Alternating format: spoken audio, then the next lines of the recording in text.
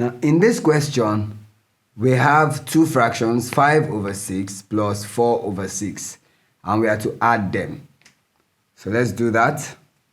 Solution: 5/6 plus 4/6.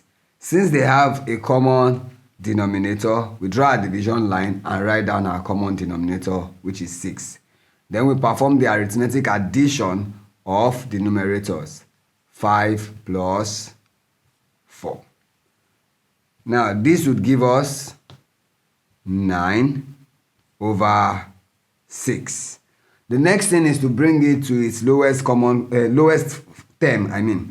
lowest term of 9/6. The common factor here is 3.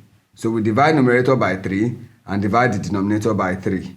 And this would give us 9 divided by 3, 3. 6 divided by 3, and that is 2. Now, this is an improper fraction.